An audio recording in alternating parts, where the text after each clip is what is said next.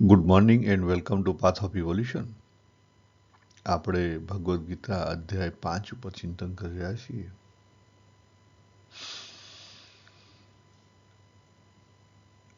ગઈકાલે આપણે સમજવાનો પ્રયત્ન કરેલો કે ક્વોલિફાઈડ પુરુષ કોને કહેવાય. ખરેખર અધ્યાત્મની અંદર ક્વોલિફિકેશન જેવું હોતું નથી, છતાં ક્વોલિફાઈડ કેમ કહ્યો? તો ભગવાને એક જ કન્ડિશન આપી કે જે વ્યક્તિ મનથી કર્મનો સંન્યાસ કરી શકે. સાંભળજો, કઈ કન્ડિશન આપી? જે વ્યક્તિ મનથી કર્મનો સંન્યાસ કરી શકે એ ક્વોલિફાઈડ માણસ. એ કેવો માણસ? ક્વોલિફાઈડ માણસ. અને સંન્યાસની પણ વ્યાખ્યા ભગવાને એ જ કરેલી છે. આગળ આપણે 6-7 શ્લોકની અંદર જોયું હતું કે સંન્યાસ એટલે શું? સંન્યાસ એટલે ત્યાગ તો ખરો, પણ કોનો ત્યાગ? સમાજનો ત્યાગ? ના. સમાજ છોડી અને જંગલમાં જવાનું, મંદિરમાં જવાનું? ના. કપડાનો ત્યાગ? ના. નામનો ત્યાગ? તો પણ ના. વ્યવહારનો ત્યાગ? ના. આશ્રમનો ત્યાગ? એ પણ ના પાડી. તો 3 માર્ગ માટે અને ત્રણેય અંગ પૂરા થાય. ઇન રિયાલિટી આમ જુઓ તો 4.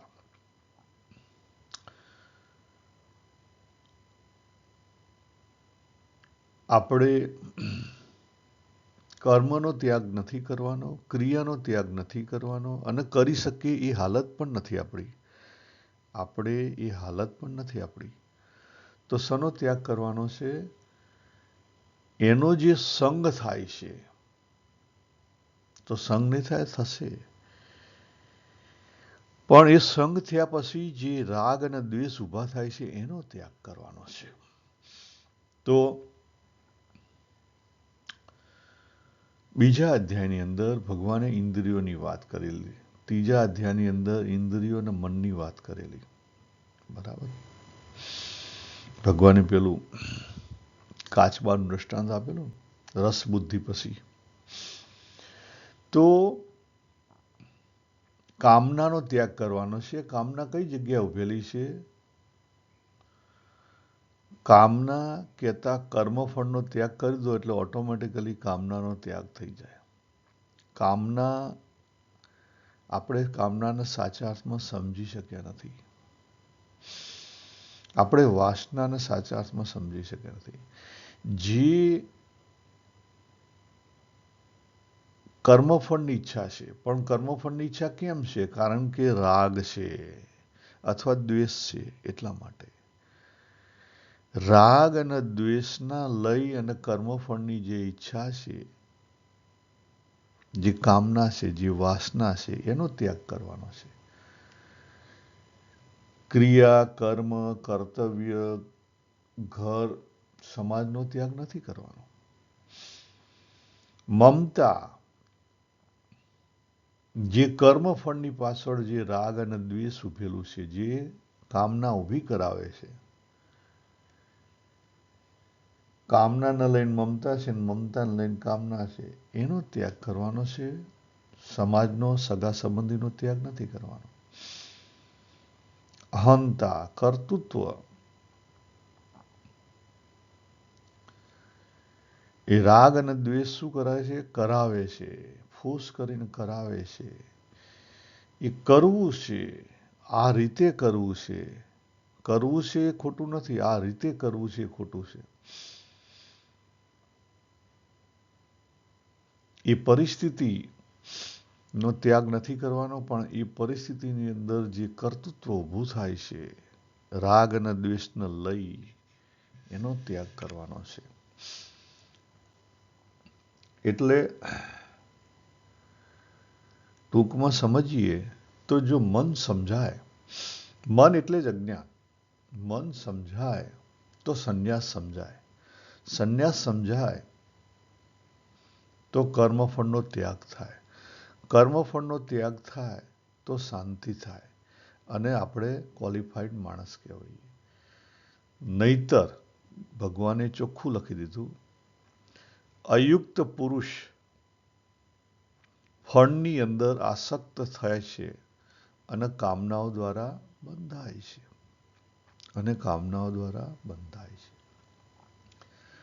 એટલે આપણે આજે 2-3 દિવસની અંદર આ વસ્તુ સમજવાનો પ્રયત્ન કરીએ કે આપણને જે પંચભૂત મળેલા છે એ ખોટા છે? ખોટા નથી. પંચ મહાભૂત, મન, બુદ્ધિ અને અહંકાર, જે 8 અંગવાળી જે અપરા પ્રકૃતિ છે આપણી, એ ખોટી છે? ખોટી નથી. તો આપણું સાધન છે. એ આ દુનિયાની અંદર આપણે આવ્યા છીએ. આ દુનિયાની અંદર જીવન જીવવાનું છે. આ દુનિયાની અંદર જીવન જીવવા માટે એ આપણું સાધન છે.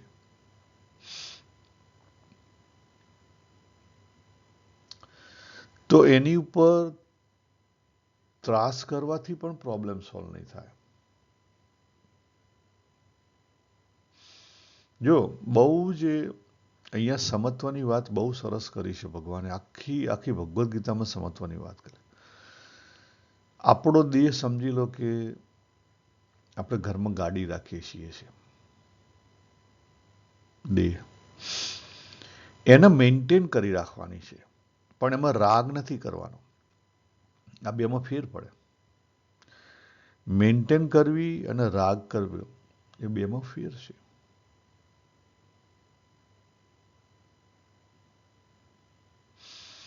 જૂતા હોય, ગમે તેવા જૂતા હોય, એના પગમાં પહેરાય, એને માથે ના મુકાય. આટલી વસ્તુ સમજી રાખો. દેહ છે, દેહને ખોટી પીડા નથી આપવાની, પરંતુ ખોટું લાલન પાલન પણ નથી કરવાનું. એટલે જે એક્સ્ટ્રીમ ઉપર જાય છે લોકો, દેહ સાથે એક્સ્ટ્રીમતા કરવાની નથી. મન સાથે પણ એક્સ્ટ્રીમતા કરવાની જરૂર નથી.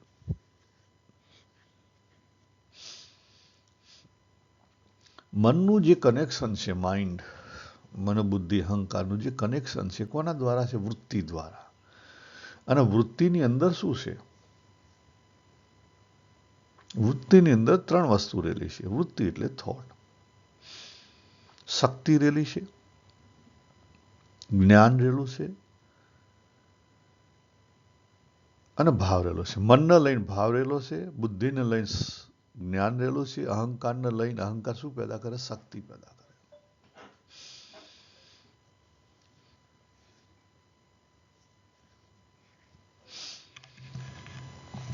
તો આ બધી વસ્તુ એક સાથે આપણે ભેગી કરીએ ને, જો ભેગી સમજાય તો કામ થાય, નહીં તો કામ થાય નહીં. આજે આપણે આગળ જોઈએ એ જ વાતને ભગવાને આગળ મનનો જે સંન્યાસ કરવાની વાત હતી, એ વાતને ભગવાને 16મા શ્લોકની અંદર થોડીક વધારે ક્લેરિટી આપી. શું કહે છે ભગવાન? કે અજ્ઞાનને લઈ અને જ્ઞાન દેખાતું નથી, પરંતુ એ જે દીવડો છે, જ્ઞાનરૂપી જે દીવડો છે, જો હાજર થાય, એનો અર્થ શું થયો? તો અજ્ઞાન નાશ થાય. એનો શું થયો? કે આત્મજ્ઞાન આપણે શું કરી રાખ્યું છે? ઢાંકી રાખ્યું છે. આપણે આપણી પોતાની મરજી છે એની અંદર. આત્મજ્ઞાન છે, આ નવું લેવા જવાની જરૂર નથી. આ બહુ જ મોટો પોઈન્ટ સમજી રાખો. આત્મજ્ઞાન નવું લેવાનું નથી, દરેકની અંદર છે. એની ઉપર અજ્ઞાન રૂપી જે ઝાડા આવી ગયા છે એને દૂર કરો. થોડુંક જગ્યા મળશે, થોડોક પ્રકાશ થશે આત્મજ્ઞાનનો, પછી એ ઢંકાશે નહીં, પછી ખેંચી જશે. તો આજે આપણે મનના સંદર્ભમાં આ જ વસ્તુ આપણે આજુબાજુ જ ફરવાના છીએ. જો 15મા શ્લોકમાં ભગવાન એ જ વાત કરી, અજ્ઞાન સે જ્ઞાન ઢકા હુઆ હૈ, અજ્ઞાનથી જ્ઞાન ઢંકાઈ ગયું છે, અને ઢંકાઈ ગયા પછી શું થયું? જીવ મોહિત થઈ ગયો. જો ભગવાને પોઈન્ટ બહુ સરસ મૂક્યો છે. જીવ મોહિત થઈ ગયો. એ જીવ છે એ મોહમાં ના આવે તો આત્મજ્ઞાન બહાર નીકળે. કે જીવ મોહમાં ના આવે તો આત્મજ્ઞાન બહાર નીકળી શકે. પણ જીવ મોહમાં કેમ આવે છે? કારણ કે એને દેહ અને મનને પોતાના માની લીધા છે. કારણ કે એણે દેહ પ્રકૃતિ પોતે ઓઢી એટલે પ્રકૃતિને પોતાની માની લીધી છે. શું માની લીધું? પોતાની માની લીધી. પણ આપણા બધાને તો ખબર પડે છે, છતાં પોતાની માની લીધી. હા, બધાને ખબર પડે છે કે આ દેહ ધારણ કર્યો, દેહ છોડીને જવાનું છે, છતાં પોતાની માની લીધી છે. હવે આપણે જે કામનાઓ છે, મમતા છે, અહંતા છે, જે રાગ અને દ્વેષ છે, એને થોડુંક સમજવાનો પ્રયત્ન કરીએ.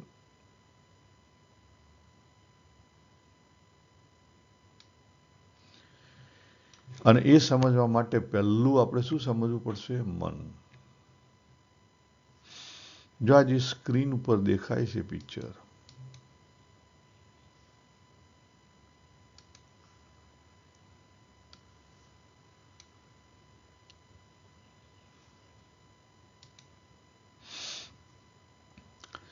આપણે આઈ સેન્સ અહીંયા છે અને જે આગળ ઇન્દ્રિયો છે, આ બધી ઇન્દ્રિયો છે. ઇન્દ્રિયોનો ખોરાક વિષયો બહાર રહેલા છે. ક્યાં રહેલા છે? બહાર રહેલા છે. દાખલા તરીકે આંખથી આપણે જોઈએ છીએ અને આપણી અંદર ભાવ પેદા થાય છે. આંખથી આપણે જોઈએ છીએ અને આપણી અંદર ભાવ પેદા થાય છે. ચેક કરો.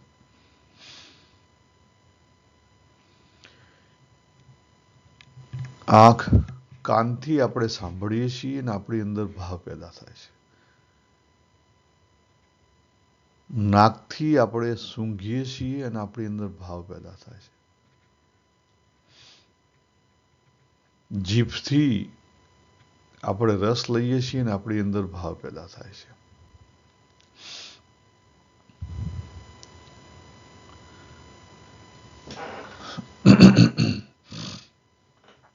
અને ચામડીથી આપણે સ્પર્શ કરીએ છીએ અને આપણી અંદર ભાવ પેદા થાય છે. એક ગુલાબનું ફૂલ લીધું તમે,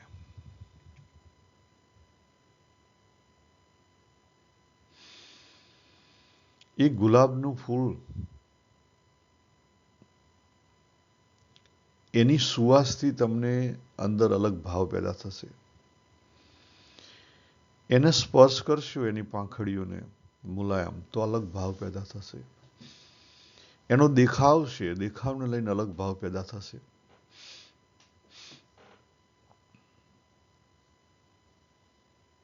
ચેક કરો. એટલે પદાર્થ બહાર રહેલો છે, ઇન્દ્રિય વચ્ચે રહેલી છે. ઇન્દ્રિય શું છે? સાધન છે. પરંતુ જે જ્ઞાન છે, ભાવ છે, લાઈક અને ડિસલાઈક છે, એ બધું ક્યાં છે? અંદર છે. એ બધું ક્યાં છે? અંદર છે. પદાર્થ બહાર રહેલો છે અને એનું કનેક્શન ક્યાં છે? અંદર છે. અહીંયા.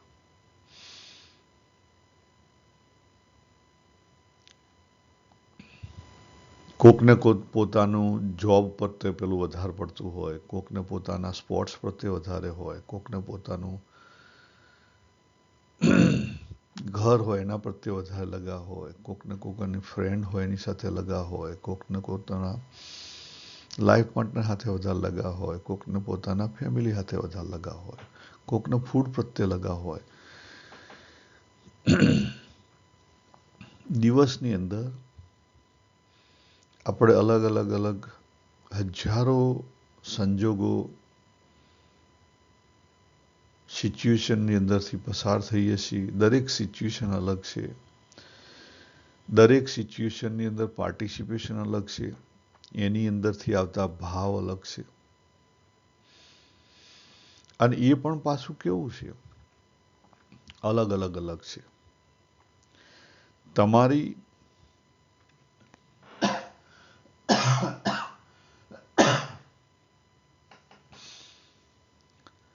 તમારી રસ સૂચિના અંગ અલગ હોય,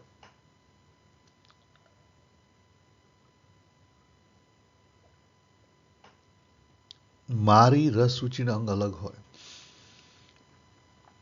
એને લઈ તમને ગળ્યું ભાવતું હોય, મને કદાચ તીખું ભાવતું હોય. તમને વ્હાઈટ પીપલ કદાચ ગમતા હોય, મને બ્રાઉન પીપલ ગમતા હોય.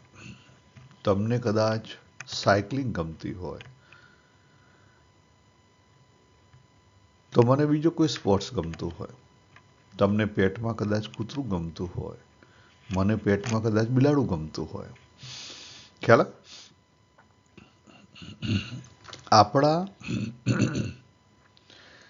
દરેકના રસ રુચિના અંગ અલગ છે. આપણું બીજ અલગ છે. દરેકનું બીજ અલગ છે. એટલે કોઈની સાથે પહેલી વસ્તુ તો કમ્પેર ના થાય. બીજી વસ્તુ કે આપણે આપણા મનને સમજવું પડે. આપણું જે અંતઃકરણ છે, મન, જીવ જ્યાં સુધી આ દરેકની ઉપર કંટ્રોલ ના કરે, બી બુદ્ધિ, સી મન, ડી ચિત્ત અને આઈ સેન્સ, અહંકાર, દેહાત્મ અભિમાન અને ઇન્દ્રિય, આ બધા ઉપર કંટ્રોલ ના કરે ત્યાં સુધી આ દરેક વસ્તુ એકરસ ના થઈ શકે. આ બધી વસ્તુ કેવી છે? અલગ છે. અને જ્યાં સુધી એક રસ ના થાય ત્યાં સુધી એની અંદર તાકાત ના આવે. વચનામૃત ગઢડા પ્રથમનું 25મું, એમાં શ્રીજી મહારાજે 20 કોષના પ્રવાહની એક્ઝામ્પલ આપ્યો છે. અત્યારે પણ આપણું એવું જ છે. આપણે અનેકતામાં વહેંચાયેલા છીએ. એને લઈ અને જીવ કેવો છે? બળિયો નથી. એને બળિયો થાય તો મેળ થાય. બળિયો બહારથી નહીં થાય, બળિયો અંદરથી કરવાનો છે. બળિયો કદાપી બહારથી નહીં થાય. આપણે જે બહારથી ઉછીનું બળ ઊભું કરીએ છીએ એ તમારા એક હદ સુધી જ લાગુ પડશે, એથી વિશેષ નહીં લાગુ પડે. તમે ચેક કરો, કેટલાય આપણે ઇન્ડિયાની અંદર અણસમજણને લઈને કેટલાય માણસો સાધુ થયા અથવા વગર સાધુએ દેહ ઉપર અને ઇન્દ્રિયો ઉપર મનને કંટ્રોલ કરવા માટે અત્યાચારો કર્યા. શું મનને કંટ્રોલ કરી શક્યા? ના. કેટલા લોકોએ ઘર છોડી દીધું, કેટલાય લોકોએ ઘર છોડી અને હિમાલયમાં જઈ કઠિન સાધનાઓ કરી, છતાં મન કંટ્રોલ ના થયું. યોગી બાપાના જીવન ચરિત્રની અંદર એક પ્રસંગ આવે છે, જ્યારે યોગી બાપા જુનાગઢ બેઠા હતા ત્યારે એક સાધુ એમને મળવા આવે છે. એ વાતનો જો પ્રસંગ તમે આખો લો તો ખબર પડે કે એમ મન કંટ્રોલમાં ના આવે. તમે બહારથી ભલે તમે ઉઘાડા શરીરે બરફની અંદર બેસી શકો, પ્રેક્ટિસ કરો, બેસી શકો, પણ એને લઈને તમારું મન ડિઝોલ્વ થયું ના. જો બુદ્ધ ધર્મવાળા વિપાસના કરે છે, કેમ કરે છે? મનને કનેક્શન તોડવા માટે. રીત ખોટી છે? ખોટી નથી. પરિણામ મળે છે? યસ, મળે છે. જેટલો સમય તમે બેસી રહો એટલો સમય કદાચ તમે એની સાથે કનેક્શન ના થાય, પણ વિચાર આવતા બંધ થઈ જાય છે? ના. ક્યાંથી આવે છે? તમને ખબર છે? તમારી બુદ્ધિ પહોંચી શકે છે? ના.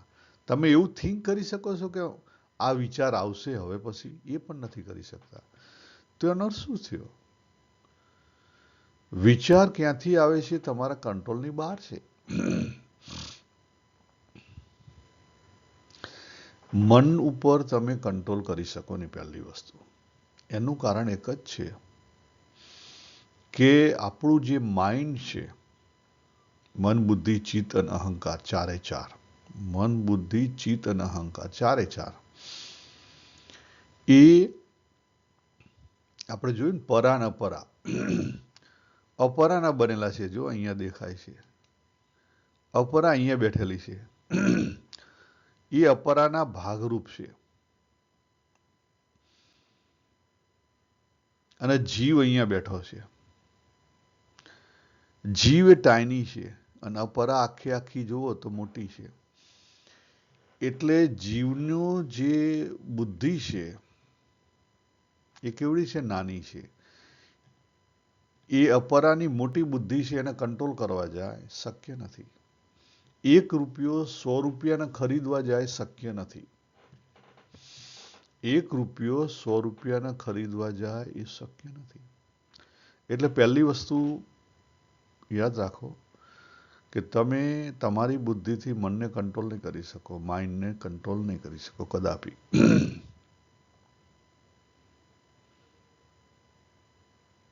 તો મનથી પર કેવી રીતે થવાય? તો અજ્ઞાન કેવી રીતે ટળે? પ્રયત્ન કેવી રીતે કરવો? આપણે ત્યાં અલગ અલગ બધા પ્રયત્નો આપણે કરીએ છીએ.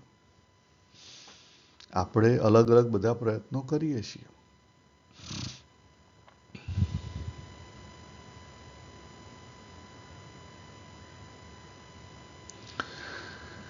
આપણે કહીએ કે ભાઈ મેં આ કંઠી ધારણ કરીને આ ડ્રેસ અપનાવ્યો એટલે હું આ ભગવાનના શરણે થયો. એ તો આપણે ઉપરથી નવું એક આખું ઊભું કર્યું. એક આખું નવું ઊભું કર્યું. નવું ઊભું કરવાથી પ્રોબ્લેમનું સોલ્યુશન નથી. ના, પ્રોબ્લેમનું સોલ્યુશન નથી, પણ પ્રોબ્લેમ પાછો ઠેલાય ખરો. કદાચ પ્રોબ્લેમ પાછો ઠેલાય ખરો.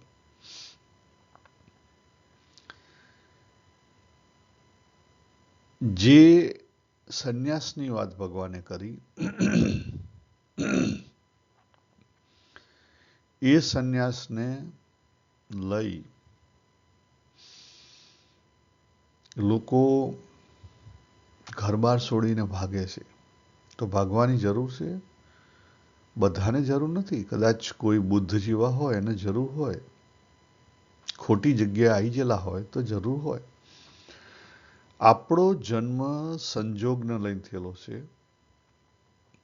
અને એ જન્મને લઈ કદાચ 100માં એકાદ બે જણને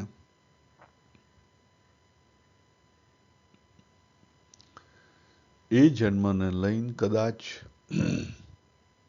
આપણા રસ રૂચિને અંગ મેચ ના થતા હોય તો પછી કદાચ ભાગવું પડે, પણ ભાગવાથી સોલ્યુશન નહીં મળે. પણ ભાગવું એમાં કારણભૂત છે. દાખલા તરીકે બુદ્ધ ભગવાન ઘર-બાર છોડીને ભાગ્યા કારણ કે એમનું રસ રૂચિને અંગ એ રાજકારણમાં નહોતું. એ જ્યાં હતા રાજકુંવર તરીકે ત્યાં નહોતું. પણ શું તે ત્યાં રહીને આ જે એમને સાધના કરી ના કરી કાંઈ? રાજા જનકે કરી છે, અર્જુને કરી છે, કબીરજીએ કરી છે, રવિદાસે કરી છે, નરસિંહ મહેતાએ કરી છે. કરી શકાય. એટલા માટે ભગવાન પહેલી વસ્તુ ભાગવાની ના પાડે છે. ભગવાન સંન્યાસ કોની વાત કરે છે? કામના, મમતા, અહંતાનો સંન્યાસની વાત કરે છે. અંદરની વાત કરે છે, બહારની વાત નથી કરતા. આપણે બધું બહાર કરીએ છીએ. બહાર કરવાથી થોડો ઘણો સંતોષ કદાચ મળશે. હું એમ નથી કહેતો નહીં મળે. પણ બહારનું જે જીવન છે એ કદાપી તમને પૂર્ણતા ઉપર ને લઈ જાય. કદાપી. આ સ્ટેટમેન્ટ છે, કદાપી ને લઈ જાય. તમે કોઈ સંસ્થામાં જોડાણા અને પછી જેમ જેમ તમને ઉંમર થાય અને આ જે સત્સંગનો ખ્યાલ આવે, સ્પિરિચ્યુઆલિટીનો ખ્યાલ આવે, એટલે શું કરો તમે? આપણે ઘેર બેસી રહીએ, મંદિરમાં બેસીએ, પણ માઇન્ડ તો ચાલવાનું જ છે. માઇન્ડ નથી ચાલવાનું, ચાલવાનું છે. ઘરની એક્ટિવિટી કરીએ એની જગ્યાએ મંદિરની એક્ટિવિટી કરો. માઇન્ડ ચાલવાનું જ છે. ઘર બારવાળા કદાચ થોડા ઘણા સારા હોય, કે મંદિરવાળા કોઈ સારા હોય, તો થોડું ઘણું હાચવી લે. બધા હાચવે નહીં. એક યાદ રાખો, આ જે સમાજ છે, માનવ સમાજ છે, ઘર છે, કુટુંબ છે, સમાજ છે, આપણી ઇન્ક્લુડિંગ ગવર્મેન્ટ છે, આ દરેક વ્યક્તિ એક હદ સુધી તમને સપોર્ટ કરશે. એક હદ સુધી, યાદ રાખો. અને એક હદ સુધી એ લોકોનું એક્સપેક્ટેશન હશે. એ લોકોનું એક્સપેક્ટેશન હશે. જેમ જેમ એક્સપેક્ટેશન ઓછું થશે, તમારા તરફી જેમ જેમ એફોર્ટ ઓછો થશે, એમ એમ એમની તરફથી એફોર્ટ ઓછો થશે. એમ એમ એમની તરફથી એફોર્ટ ઓછો થશે.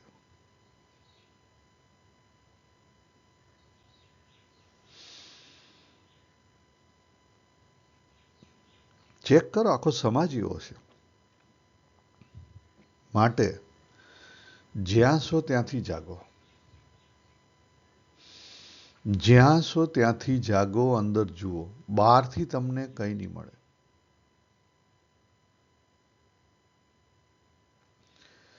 બહારથી એક આશ્વાસન મળશે, એથી વિશેષ કદાચ કંઈ નહીં મળે. કોક તમને તમારા ગુરુ હશે, આશ્વાસન આપશે. That's all. બીજું કંઈ નહીં મળે.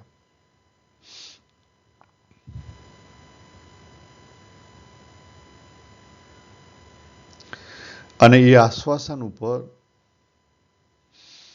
તમારું જીવન પસાર થાય નહીં.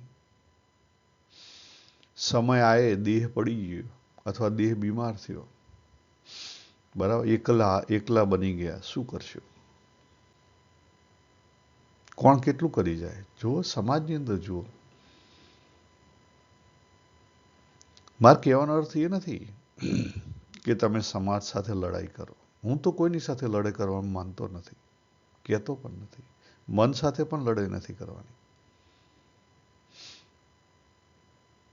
અંદર જુઓ પહેલા, મન શું ઉધામા કરે છે. અંદર આપણે ક્યાં ડિવાઈડ થઈ ગયેલા છીએ. અંદર આપણી કઈ ધારણાઓ પર જીવીએ છીએ. એ ધારણાઓ ખરેખર સાચી છે? શા માટે ધારણાઓ પકડી રાખી છે?